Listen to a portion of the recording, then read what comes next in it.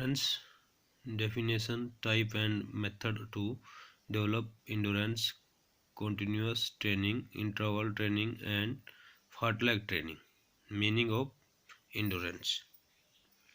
सहन शक्ति की परिभाषा: endurance is the ability to sustain the necessary active level for the specific competitive sport.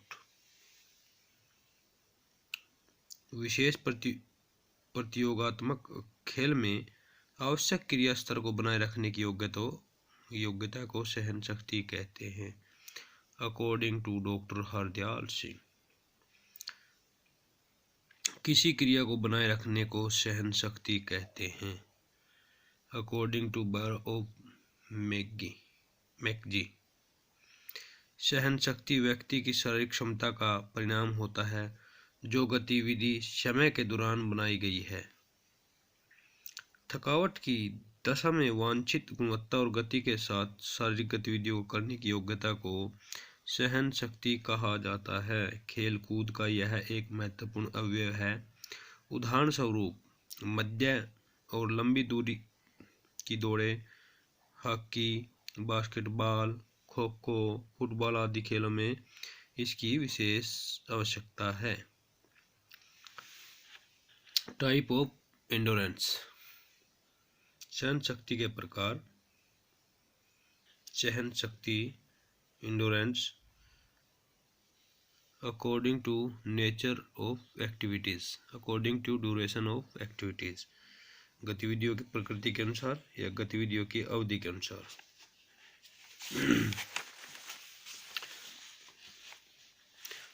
Type of endurance according to the nature of activity. According to the nature of activity, endurance can be divided into following.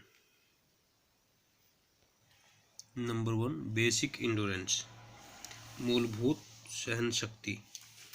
मूल सहन शक्ति को aerobic सहन शक्ति भी कहा जाता है क्योंकि मूल सहन शक्ति ज़्यादातर एरोबिक सहन शक्ति पर निर्भर करती है।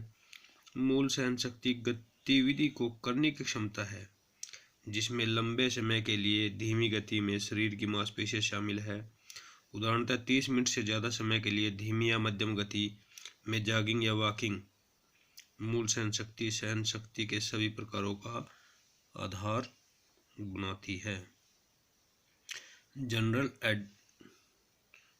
एंडोरेंस, सामान्य सहन शक्ति। सामान्य सहन शक्ति के व्यायामों को सहने और थकावट को कम करने की आपके पूरे शरीर की क्षमता है। जितनी अच्छी आपकी सामान्य सहन शक्ति होगी उतने ही आप कई खेल अनुशासनों में लंबे प्रयासों के साथ खड़े रह सकते हैं। दूसरे शब्दों में, सामान्य सहन शक्ति किसी गतिविधि के प्रकार के प्रदर्शन की अक्षमता है जिसमें मांसपेशियों का समूह और लंबे समय के लिए प्रणालियां शामिल है। ये के रूप में परिभाषित किया जा सकता है।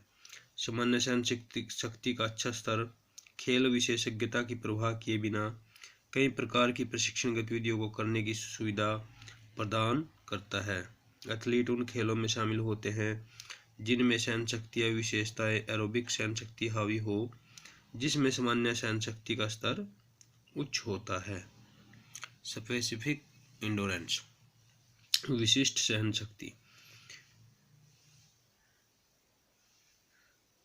विशिष्ट सहन शक्ति खेल की विशेष स्थितियों में थकावट के विरुद्ध खड़े होने की क्षमता है। भिन्न भिन्न खेल में थकावट की प्रकृति भिन्न भिन्न होती है, इसलिए उसमें प्रतिस्पर्धा के लिए सहन शक्ति आवश्यक है।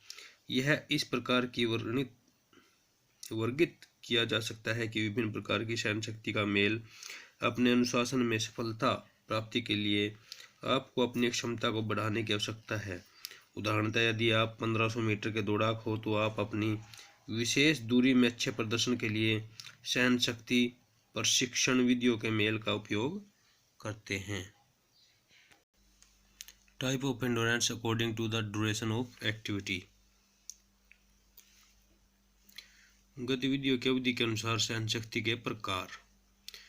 गतिविधि की अवधि के अनुसार सहन शक्ति को निम्न भागों में विभाजित किया गया है। स्पीड एंडोरेंस, गति सहन शक्ति समय बढ़ाने की क्षमता है। जहां अधिक से अधिक गति बनाए रखी जा सकती है। दूसरे शब्दों में यह गतिविधियों में 45 सेकंड से कम थकावट के विरोध में एक क्षमता है। उदाहरणतः 400 metre sprinter. Number 2, short term and anaerobic endurance.